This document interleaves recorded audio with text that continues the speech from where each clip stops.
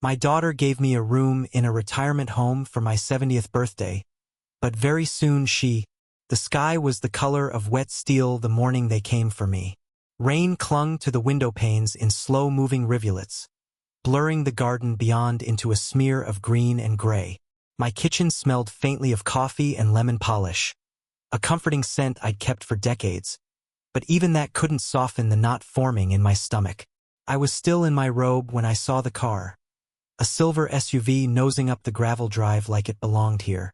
Meredith stepped out first, her hair perfect despite the drizzle, lips pressed into a smile that looked more rehearsed than warm. Trevor followed, checking his watch before reaching for the trunk. They were early. That, more than anything, set my pulse to a quicker rhythm. For my 70th birthday, I'd expected the sort of visit that ended in cake, maybe cherry pie if Meredith had remembered her mother's tradition. I'd baked it every year since Ellen passed, not for the taste but for the way the scent filled the air like a memory made solid. Instead, Meredith opened the passenger door and retrieved a long, familiar shape, my old leather suitcase. It had no business being here. She carried it toward the porch as if it weighed nothing.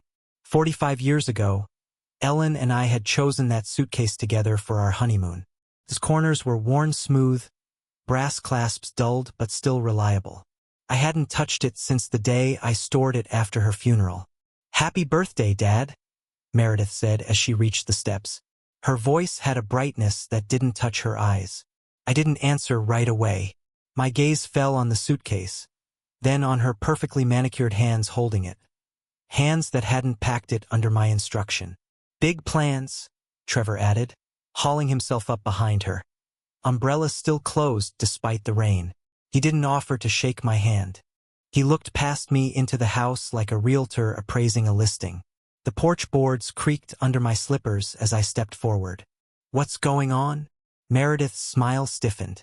"We've got a surprise. Something special. You'll see." She brushed past me into the hallway. I caught a glimpse of clothing stuffed haphazardly inside the case. Shirts I never wore, socks I'd been meaning to throw out. No books, no photo albums, no watch. The room felt suddenly smaller, the air colder. Outside, the rain picked up, drumming against the roof like impatient fingers. Ellen's photograph hung on the wall beside the kitchen door. In it, she wore the blue dress from my 65th birthday, her eyes alight, flour dusting her cheek from baking.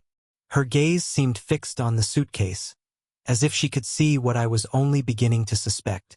Some gifts arrive wrapped in ribbon. Others come in the hands of people you thought you could trust. And this one, I realized, was not meant to be opened. The rain had eased to a fine mist by the time we reached the car, though the air still held the damp chill that seeps into old bones. Trevor had taken the suitcase from Meredith without a word and stowed it in the trunk like cargo. "I baked a pie," I said, glancing back toward the house. "It's cooling on the counter.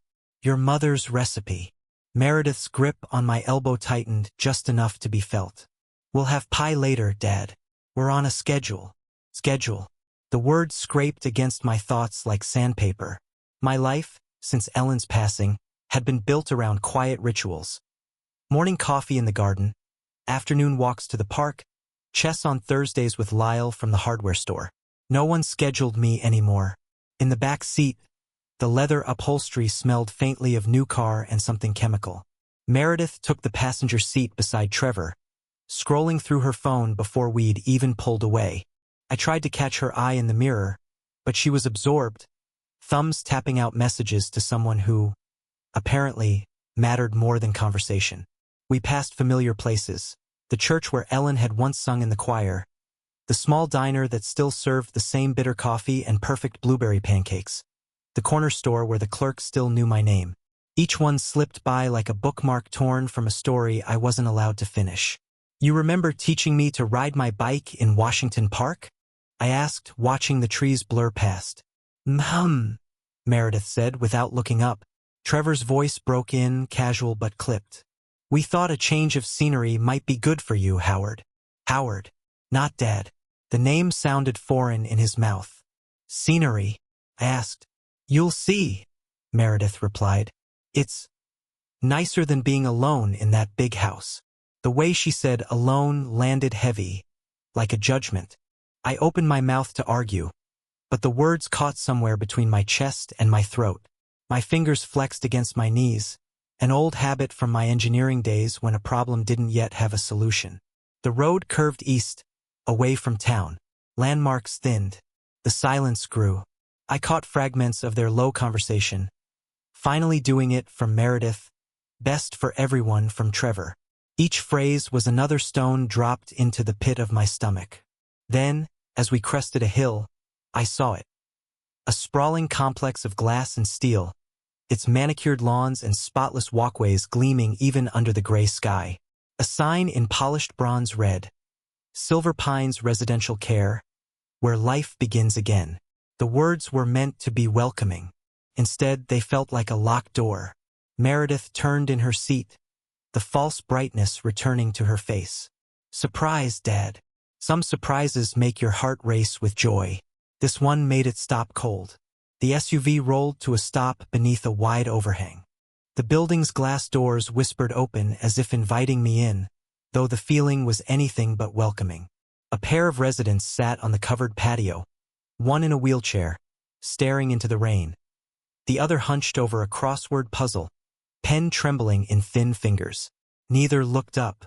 Trevor was out of the car first, retrieving my suitcase with a practiced efficiency that made my skin prickle. Meredith came around to my side, holding the door open. "Come on, Dad.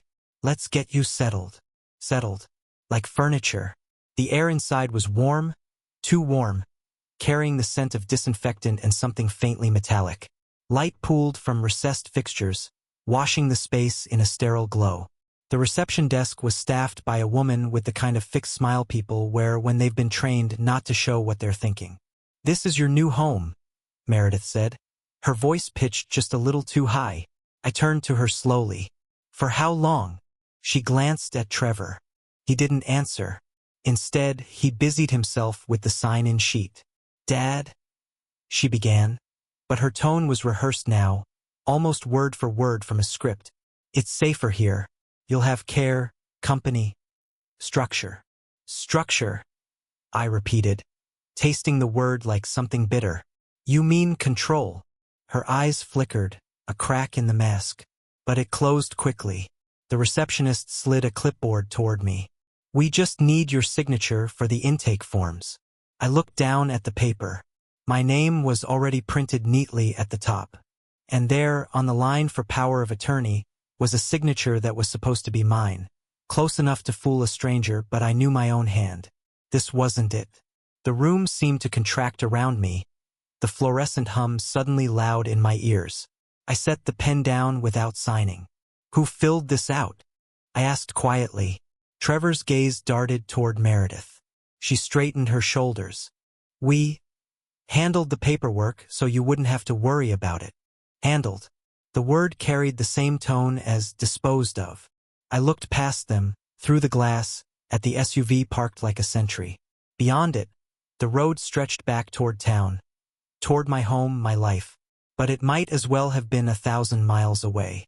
In that moment, something shifted. The ache of betrayal hardened into something colder, sharper. They thought they'd boxed me in. But in engineering, every system has a flaw, and I'd spent my life finding them. I met Meredith's eyes and smiled, just enough to make her uneasy. "All right," I said, my voice steady. "Let's see my room." They thought they'd won. But I had just decided this wasn't the end. It was the start of something else entirely. My room was at the end of a long corridor lined with identical doors, each bearing a number and a brass slot for the resident's name. Mine, 214, still had a blank card.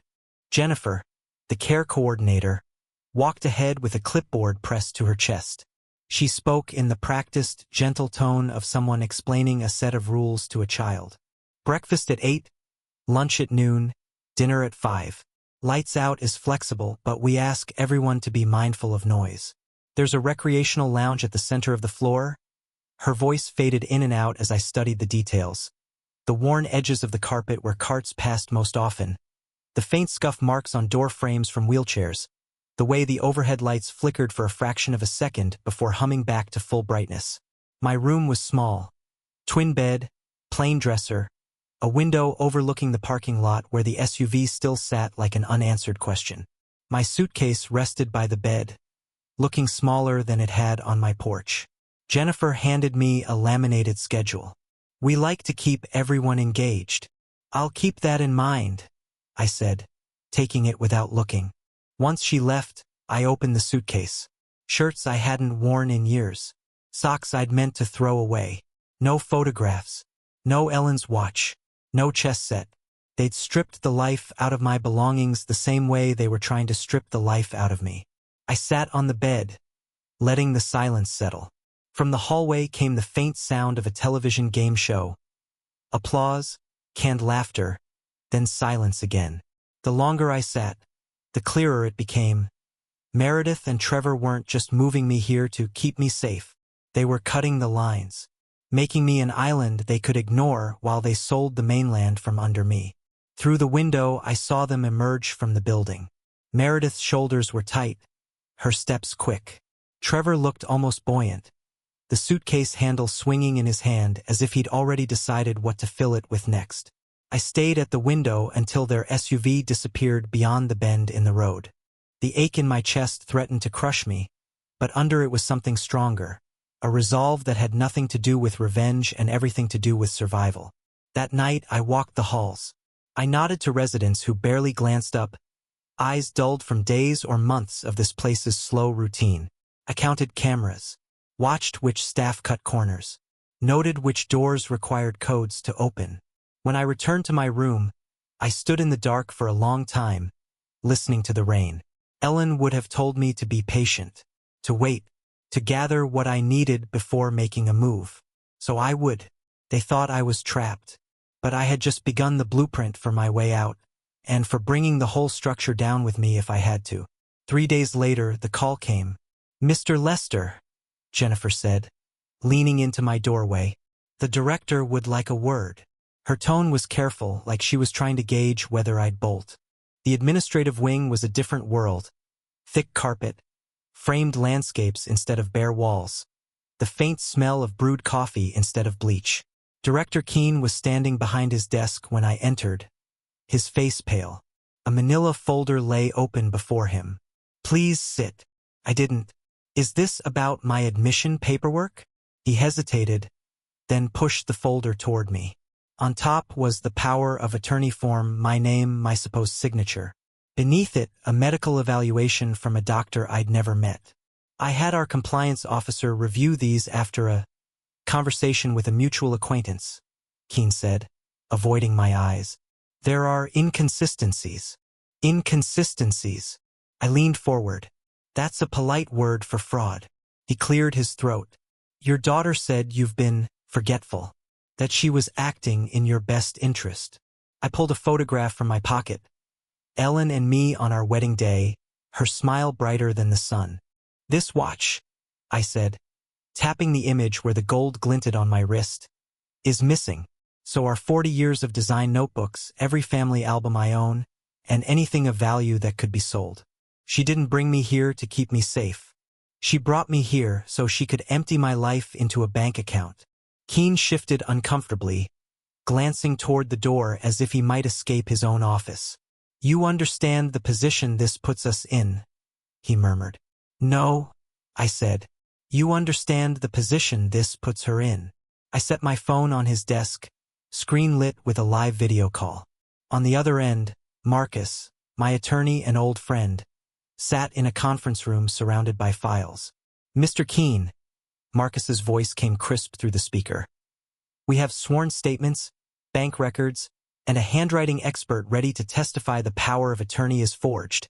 Police are waiting for your cooperation." The director's Adam's apple bobbed. "You've involved the police?" "Already here," Marcus said. At that moment, a knock. A uniformed officer stepped inside, followed by a woman in a charcoal suit, Detective Vega. Her gaze was sharp, scanning the room like a crime scene. "Mr. Lester," she said, "we'll be needing the originals of these documents, and any security footage from the day they were delivered." Keene's voice faltered. "Of course." Vega turned to me. "We've also recovered property from your daughter's home. Jewelry, documents, photographs. Everything's intact. The breath I hadn't realized I was holding escaped slowly. Relief was a strange weight. Lighter than fear, heavier than rage. Outside the window, rain streaked the glass. Somewhere in the distance, a siren began to wail. For the first time since Meredith's SUV had pulled into my driveway, I felt the sound wasn't coming for me. 2 months later, Silver Pines didn't look the same. The corridors still ran straight and narrow, but the lighting was warmer now, and the silence had been broken by the faint sound of a piano someone donated after reading about the case in the papers.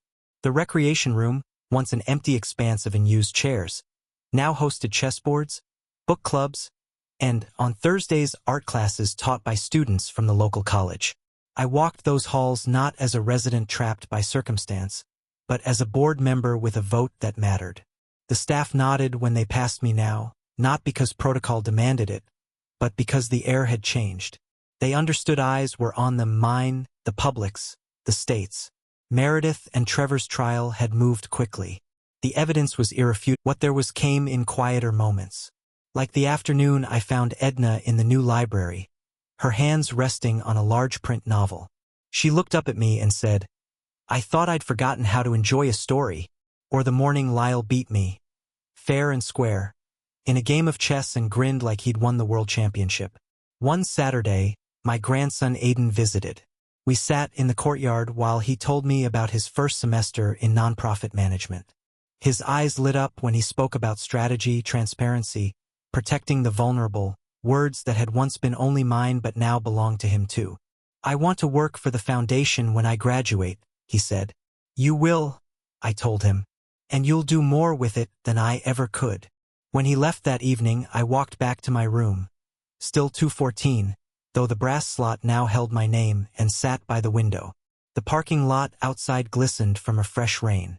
For the first time since that gray morning months ago, the sight didn't make me think of escape. I thought of Ellen instead, how she'd told me once, during a storm off the coast, that patience was a kind of power. "You wait," she'd said, watching the waves slam against the rocks. "And when the water draws back, you move." I had waited. I had moved. The house I'd built with her